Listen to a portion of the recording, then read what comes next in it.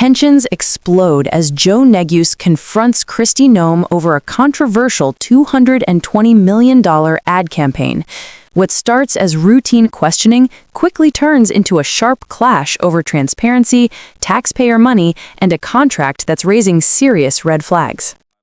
Gentleman yields back. Unanimous consent request from the gentleman from Texas. Yeah, Mr. Chairman, I ask unanimous consent to insert the record an article from the Hill Country Community Journal, Kerrville's hometown paper, outlining, and is titled, Kristi Noem Joins Governor in Support of Kerr Community, Tours Areas of Destruction, from last summer. I was personally there.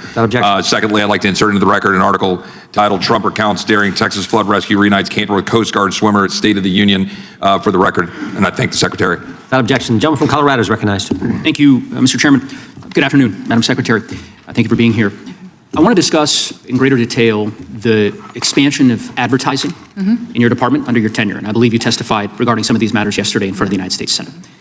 In particular, I want to discuss the department's $220 million ad campaign. This is the ad campaign that featured you at Mount Rushmore. You're familiar with this ad campaign, correct? I am familiar with it. It was an ad campaign that was... I'm going to ask you some questions about it, Madam Secretary. So, as I understand it, this is a $220 million ad campaign. It's split between two contractors. One of those contractors got $143 million. That contractor is called Safe America Media, correct? Correct. Okay.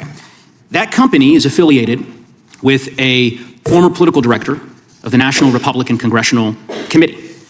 Now, yesterday you testified, I think I'm quoting you right, you said, quote, or in reference to this contract, that, quote, it went out to a competitive bid. Do you stand by that statement? It was a no-bid contract where two vendors were. It was a no-bid chosen. contract. If it would have been a no-bid contract, if I'm using that correctly, it goes out to two different vendors. Correct. So it was not a competitive. Let me try to explain what the discrepancy, because a competitive bid is very different than a no competitive bid, and I'll just explain why. We know that your testimony yesterday, when you said, again, I'll quote, it went out to a competitive bid, is untrue. The reason we know it's untrue is because under federal law, your agency is required, whenever the agency decides to skip competitive bidding, to file a notice with the public explaining why. And in this case, your agency filed a notice. You're aware of that, right? Justification and approval for other than full and open competition. Your agency made a decision not to proceed with competitive bidding, and one of the contractors that got the award was this Safe America Media Company that received $143 million. Many vendors got the chance to look at that contract and to participate in it. So that is why the two of them were chosen. That's inaccurate, Madam Secretary. I'll read from the notice from your agency. Given the immediate action to significantly reduce illegal immigration and border crossings, DHS identified 4 companies. 4 of the hundreds of thousands of companies in the United States. You identified 4. One of those is this Safe America Media Company. Where is Safe America Media headquartered? I don't know. I don't know either, Madam Secretary. We can't find it. We can't find a website. We did find an address that's registered for this company. Do you know where that address is? Is there a problem with this contract? I'll tell you about it. Madam Secretary, the address is registered to a political operative. Madam Secretary, the company, and then I'll give you an opportunity to respond. The company is registered to a political operative in Virginia. Do you know, just by way of example, whether this company that received $143 million in taxpayer dollars, has it ever done work for the government before? I don't know. I can't. The answer is it has not. And do you know why we know that? Because it was incorporated 8 days before this contract went out.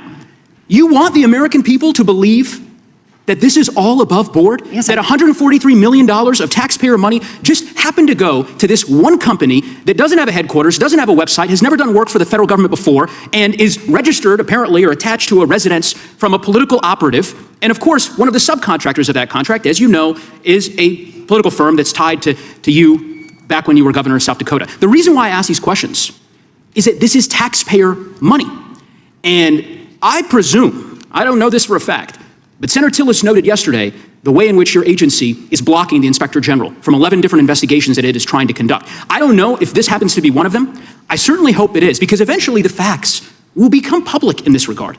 And there are serious laws implicated, conflict of interest laws, federal procurement laws that I believe all followed, all done correctly, all done correctly. 14 billion impressions from that marketing campaign. Sure. It was money spent in this country and in 8 different countries that illegal migration was coming from. Madam Secretary, overwhelmingly effective. We all understand the argument that you've made. The argument that you've made that somehow this ad campaign on Fox News of you at Mount Rushmore has led to millions of people self-deporting. You're using millions of dollars of taxpayer money in this way. It is fraud.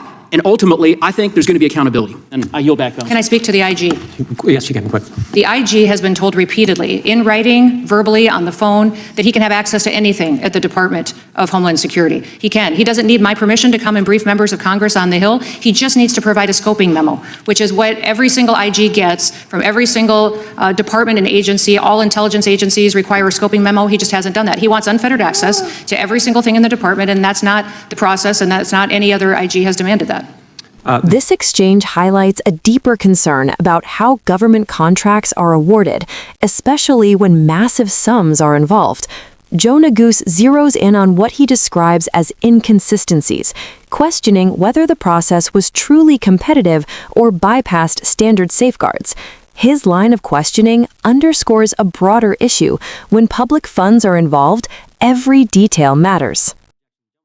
The most striking moment comes when details about the contractor begin to surface. A company receiving over $140 million with little visible track record raises immediate concerns.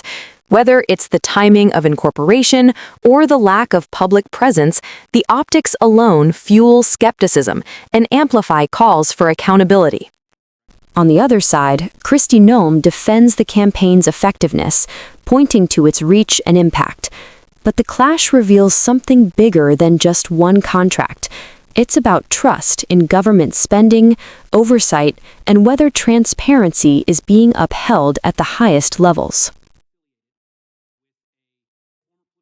The exchange also exposes a recurring tension in Washington between speed and oversight.